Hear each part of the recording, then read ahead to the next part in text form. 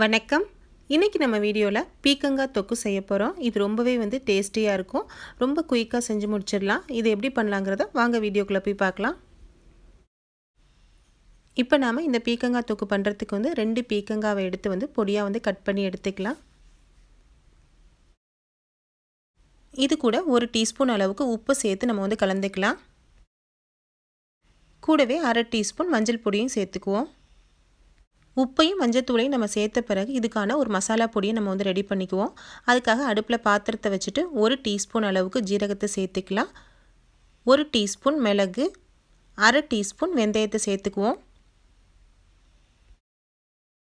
ஜீரகம், மிளகு, வெந்தயம் இது 3ஐயும் சேர்த்து ஒரு 2 நிமிஷம் நம்ம ரோஸ்ட் பண்ணிவிட்டு அதுக்கு பிறகு உங்களுடைய காரத்துக்கு தகுந்த மாதிரி மிளகாய் சேர்த்துக்கோங்க.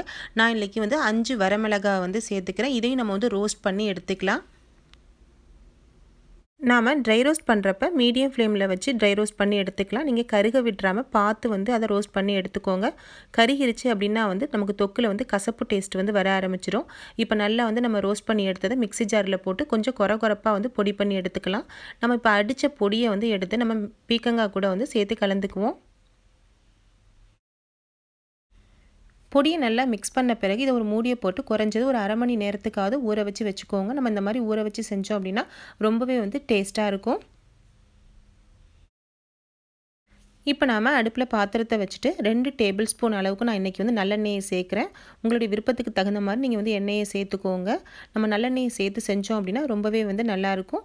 இப்போ நம்ம 1 டீஸ்பூன் அளவுக்கு கடுகு சேர்த்துக்கலாம்.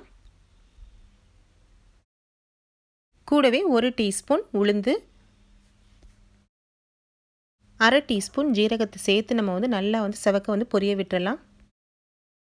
நல்லா பொரிஞ்சு வந்த பிறகு நான் இன்றைக்கி 4 வரமிளகாய் 2ஆக உடைச்சி வச்சுருக்கேன். இதையும் சேர்த்து நம்ம வதக்கிக்கலாம்.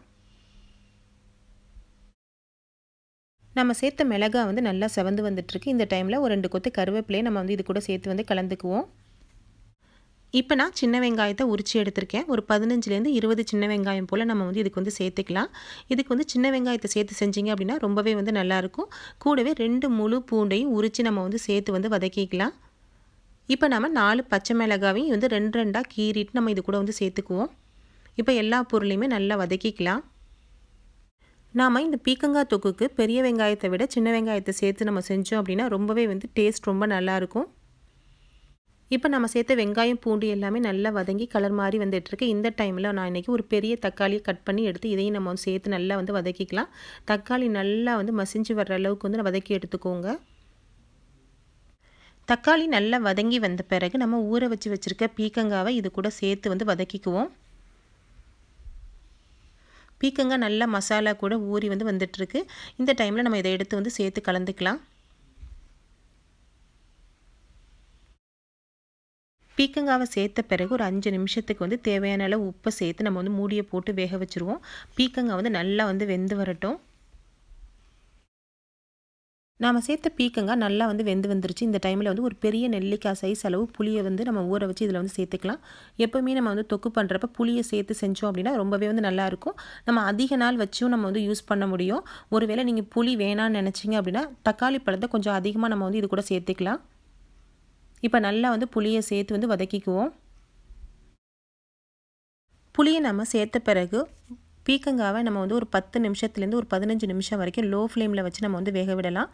நம்ம விட்ட எண்ணெய் எல்லாமே பிரிஞ்சு மேலே வர ஆரம்பிக்கும். அந்த டைமில் நம்ம இதை ஸ்டவ்வை ஆஃப் பண்ணிவிட்டு நம்ம இதை எடுத்து வேறு பவுலுக்கு மாற்றிடுவோம். இப்போ நல்லாவே ரெடியாகி வந்துட்டுருக்கு. இப்போது பீக்கங்காய் நல்லா சூப்பராக ரெடியாகி வந்துருச்சு. நம்ம விட்ட எண்ணெய் எல்லாமே பிரிஞ்சு நல்லா தொக்கு பக்குவத்துக்கு வந்துருச்சு. நம்ம இப்போ இதை ஸ்டவ்வை ஆஃப் பண்ணிவிட்டு நல்லா ஆற வச்ச பிறகு இதை வேறு பாத்திரத்துக்கு நம்ம இதை மாற்றி ஸ்டோர் பண்ணி வச்சிடலாம்.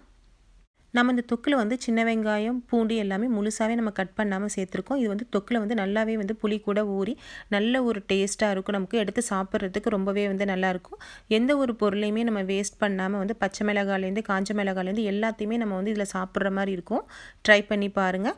உங்களுக்கு ஒரு வேளை பூண்டு, வெங்காயம் முழுசாக சேர்க்குறதுக்கு விருப்பம் இல்லை அப்படின்னா நம்ம இதை பொடியாக கட் பண்ணி கூட நம்ம இது கூட சேர்த்து நம்ம கலந்துக்கலாம். இப்போ சூப்பராக டேஸ்டியான பீக்கங்காய் தொக்கு நம்ம ரெடி பண்ணியாச்சு. ஃப்ரெண்ட்ஸ், உங்களுக்கு இந்த வீடியோ பிடிச்சிருந்துச்சுன்னா லைக் பண்ணுங்கள்.